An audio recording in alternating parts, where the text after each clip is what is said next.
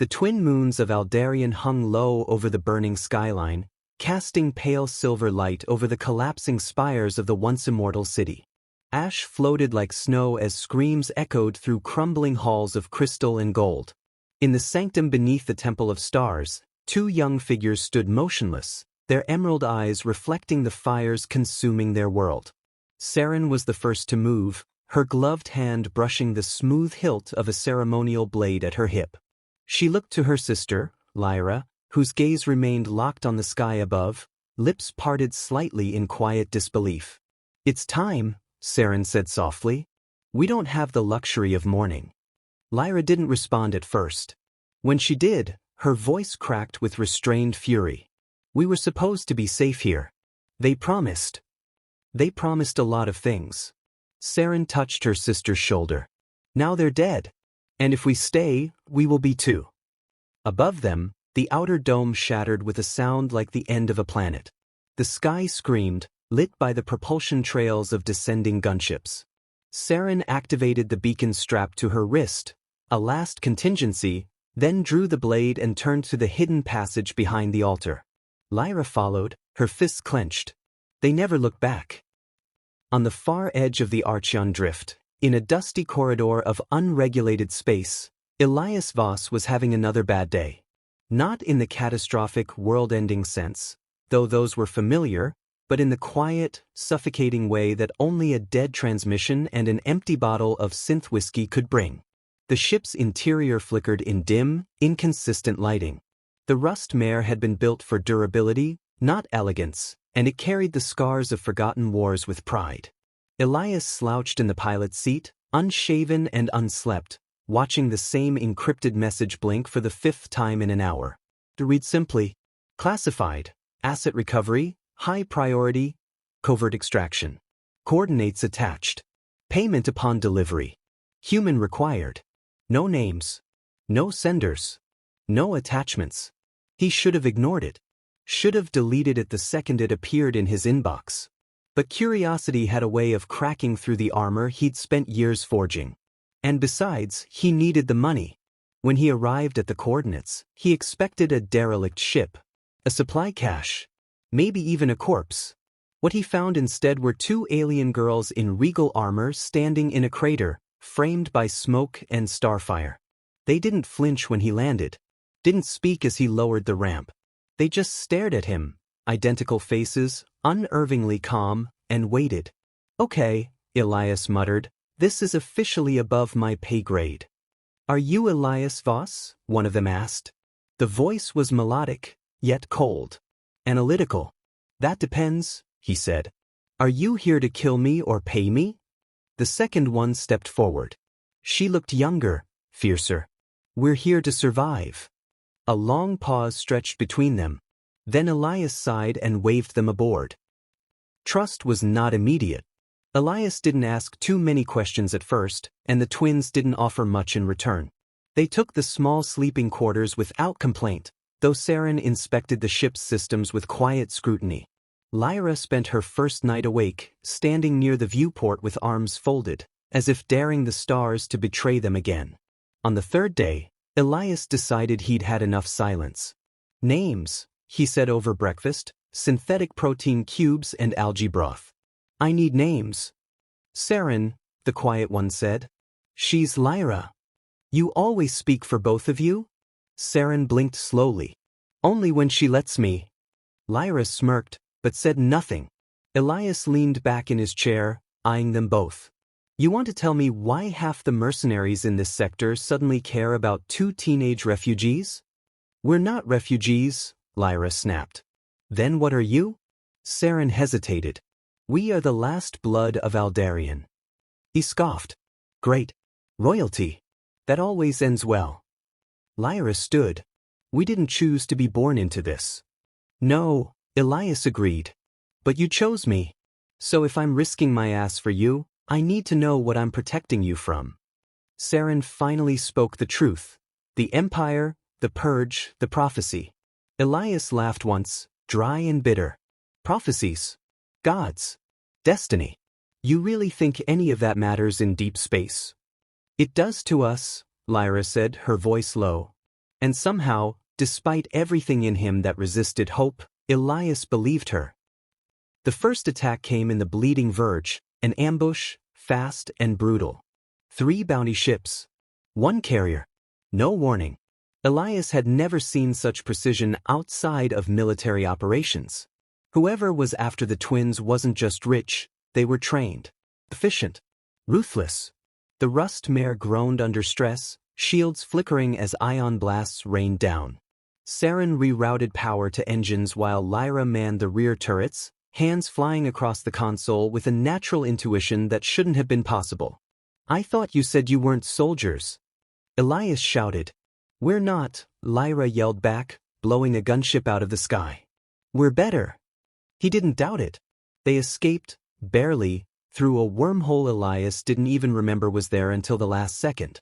The strain knocked him out cold, and when he woke, Lyra was at his side. "You have a head injury," she said simply, holding a gauze pad to his temple. "You okay?" he croaked. No. Neither was he. Saren showed him the relic 2 days later. It looked like a compass, but the needle spun erratically, pulsing with faint green light. "It's a map," she said. "But not of any place. Of potential." He didn't understand. He didn't want to. "The vault," she continued, "is real. It holds knowledge our ancestors sealed away before the wars. Power too great for any one being. And you want to open it? We have to. Without it, we'll die. Or worse, we'll survive and the galaxy will fall apart." Elias stared at her. "And you think I'm the guy to help you do that?" Saren looked at him for a long moment. "You're not like the others. You don't want glory. You don't want power. What do I want then? To matter." That silence again. That sharp, disarming honesty he hated because it was true. He didn't agree. Not then. Not out loud. But when he watched Lyra sleep in the chair beside her sister, both of them too exhausted to maintain their masks, he realized something dangerous. He was starting to care. When the next attack came, it wasn't a ship, it was a person. An infiltrator in their own systems. Human, augmented, pale-eyed and smiling. "I only need the sisters," the assassin said, standing amid smoke and sparks. "You can live, Guardian." "Not a Guardian," Elias replied, raising his weapon. "Just a stubborn bastard." They fought hard, close, desperate. Saren used her psionics for the first time, wild and uncontrolled, lighting the walls with pulsing sigils that burned shadows into the bulkhead. Lyra saved Elias's life by hurling a wrench through the assassin's skull. Afterward, Elias sat slumped in the engine room, hands shaking. Saren knelt beside him. "You should leave us," she whispered. "Before you're broken too." He looked at her, eyes hollow. Too late. The final moment of that chapter came quietly. Elias stood at the viewport, watching the stars move. Behind him, the sisters slept, peaceful for once. He touched the sidearm at his belt. Not for protection. For promise. He didn't know what the vault truly held. He didn't care about prophecy, or destiny, or bloodlines. But he knew this. It was the stillness that unsettled Elias most. Not silence. He was used to the quiet vacuum of space.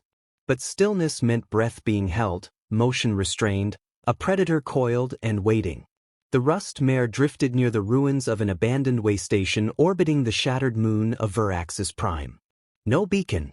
No heat signature. Just jagged metal biting at the starlight. Lyra didn't trust it. She paced the narrow corridor with short, impatient strides, her bare feet whispering over the cold floor plating. "This is a trap," she muttered for the 5th time. "That's why I'm going in alone," Elias replied, holstering a pulse rifle and adjusting his exovest. "One signature on their scanners might buy us a little curiosity before they start shooting." "We don't need curiosity," she shot back. "We need the next coordinate." Saren stood behind her, watching the exchange with a calm Elias no longer mistook for indifference. Her eyes narrowed slightly. "If Elias says he goes alone, we respect that." Lyra whirled on her. "And if he dies?" "Then he dies doing what he chose." The words hung between them, brittle and cold. Elias slung the rifle over his shoulder and nodded, saying nothing. As the airlock sealed behind him, he heard Lyra curse under her breath. The station was worse than expected. Dim light flickered through the remnants of control panels like the last pulses of a dying brain. Corpses, long decayed, floated gently against walls smeared with soot and blood. No gunfire. No struggle. Just absence. He found the terminal in the command core, half buried in frost. When it lit under his touch, it emitted a low hum, like a memory trying to wake.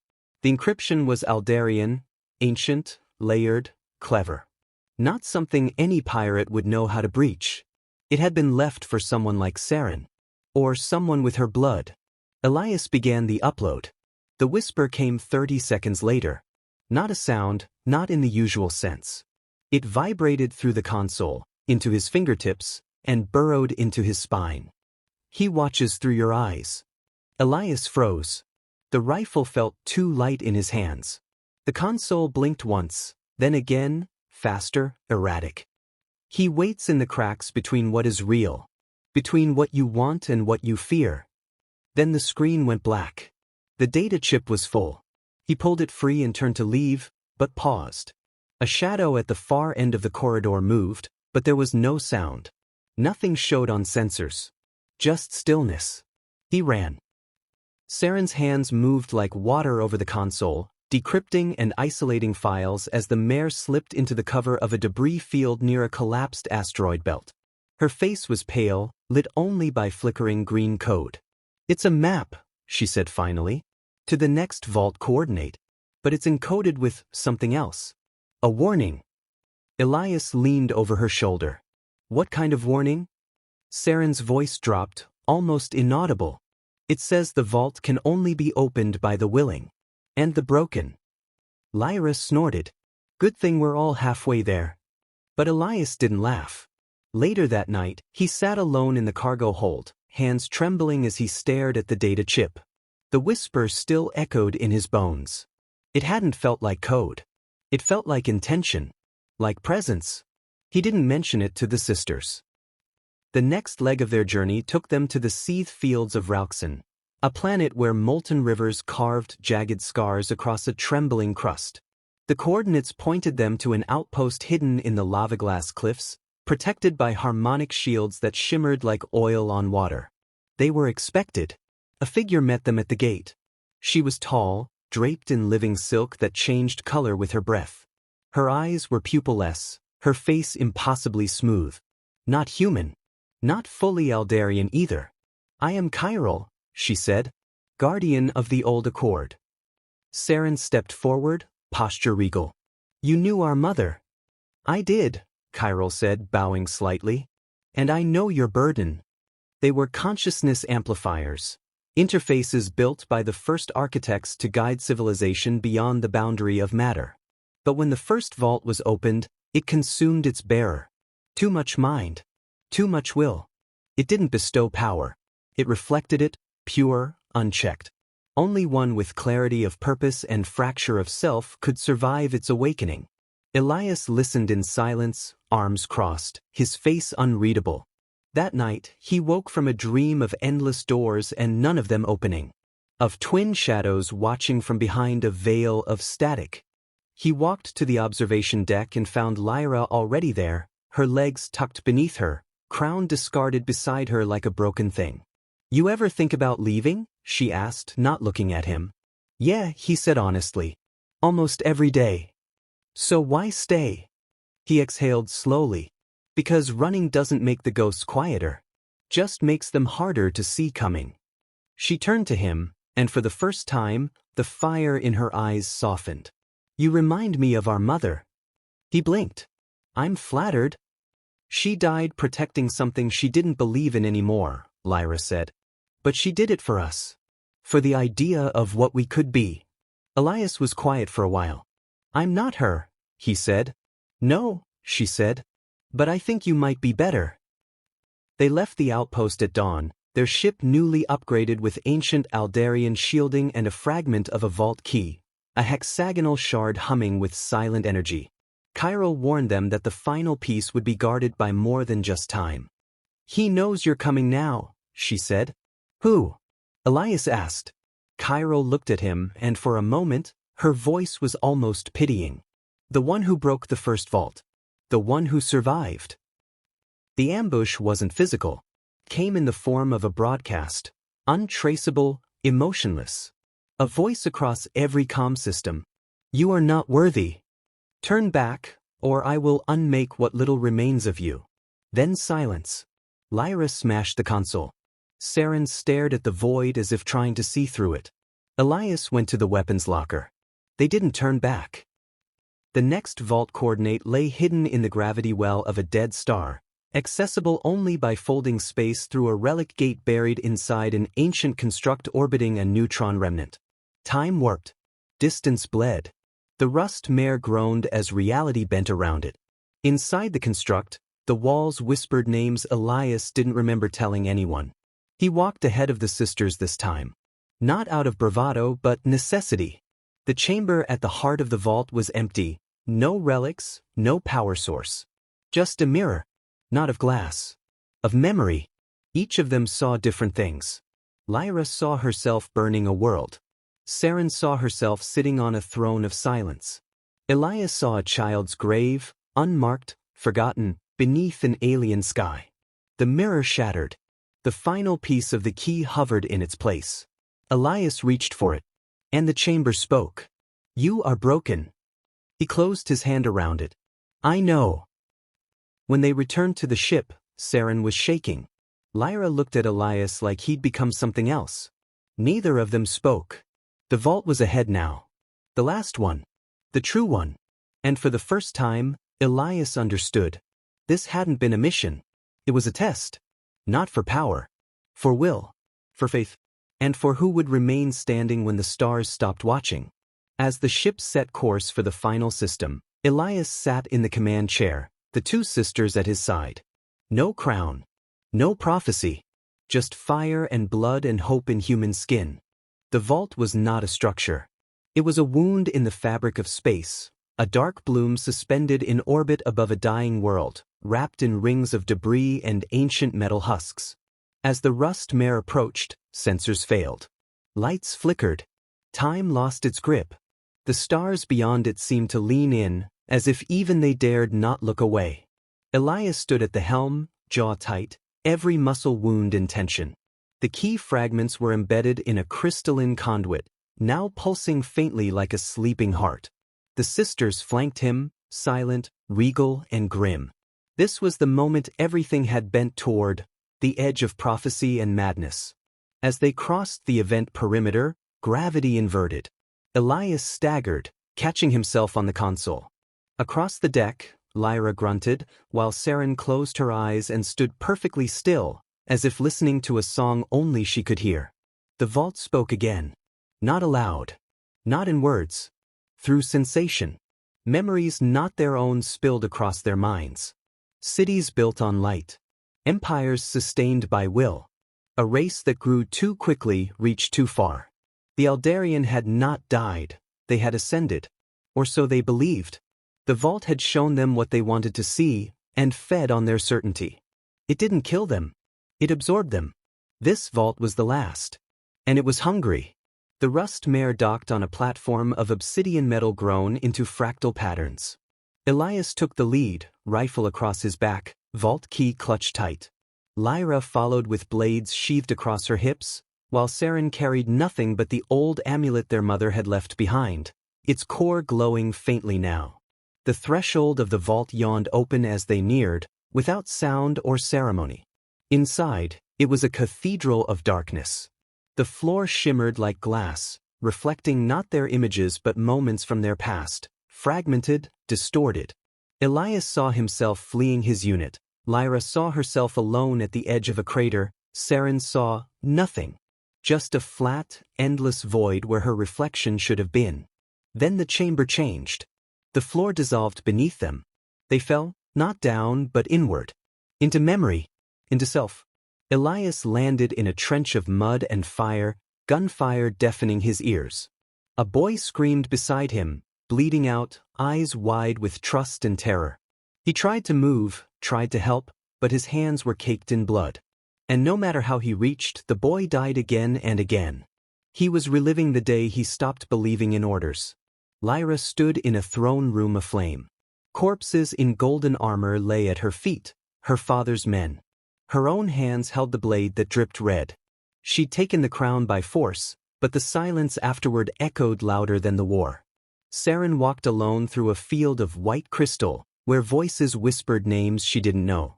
They begged her to remember, to return. But she had no anchor, no origin. Only echoes. One by one, they clawed their way free. Elias first, teeth clenched, dragging memory behind him like a broken limb. Lyra second, shaking, her mouth set in a hard line. Saren emerged last, her face unreadable, but something behind her eyes had changed. The inner sanctum awaited. The key began to hum. At the center of the chamber stood a figure. It had Elias's face, but older, scarred, pale eyes devoid of light. The armor it wore was Aldarian, but twisted, organic, like it had grown into his skin. It smiled. I wondered how long it would take. Lyra stepped forward, blades half-drawn. What is this trick? The thing ignored her. It spoke only to Elias. I was you. Before the vault. Elias shook his head. No. You're not me. You're a parasite. I am possibility, the thing replied. You came seeking power. You came with pain in your chest and purpose in your eyes. The vault saw you and made a copy. I opened the door you're trying to reach. And I was not ready. It raised its hand. Elias's lungs compressed. He dropped to one knee, the key burning in his grip. Stop! Saren cried, stepping forward. The figure's gaze turned to her. For a moment, it hesitated. You, it said softly. The sister without memory. The twin who was hidden from the stars. Do you know what you are? I know enough, Saren said. Do you? It took a step closer. You are the vault's seed. Your mother wove part of its code into your DNA. You were never meant to live past activation. Just a vessel. A door. Lyra screamed and lunged, but the figure waved a hand and threw her across the chamber like a doll. Saren didn't move. She closed her eyes. Elias felt the key shift in his hand. Not burning now. Guiding. He rose, teeth clenched, and stepped between the figure and Saren. I don't care what she was made for, he said. She's more than that. And what are you? The figure sneered. A deserter? A broken man clinging to borrowed purpose. I'm the one standing in your way. The figure lunged. The chamber exploded in light. Lyra rejoined the fight, blades flashing like comet trails, dancing around Elias as he traded blows with the echo of himself. Saren stood still, eyes open now, glowing faintly, hands raised. The vault responded. The chamber began to collapse. Not structurally, conceptually. Walls turned into strings of numbers, then into notes of music, then into nothing. The air shimmered with memory, thought, dream. Saren stepped forward. You're right, she said to the figure. I was meant to be a door. So I will be one. She reached for Elias, took the key from his hands, and pressed it to her chest. A sound filled the space, like a lock finally opening. The figure screamed. Its form unraveled, shredding into mist, then into stardust, then gone. The vault opened. Inside was not treasure, not power, just peace. A moment where everything paused. Where every scar, every fear, every shard of pain was seen, accepted, and left behind. Saren collapsed. Lyra caught her. Elias helped them both back to the ship. They left the vault behind. Not destroyed, merely sated. Elias stood on the deck as the rust mare drifted back into charted space. Lyra leaned beside him, eyes scanning the stars. Saren slept in the medbay, her body recovering from the surge, her mind quiet. What now? She asked. Elias thought for a long time. We live, he said finally. We figure it out. Day by day. Lyra laughed. You make it sound so simple. It's not, he admitted. But it's better than running. She looked at him then, softer than before. You really were the right one for this. He didn't answer. He didn't need to. Out there, stars burned. Some were old. Some were new. and some were waiting for the next story.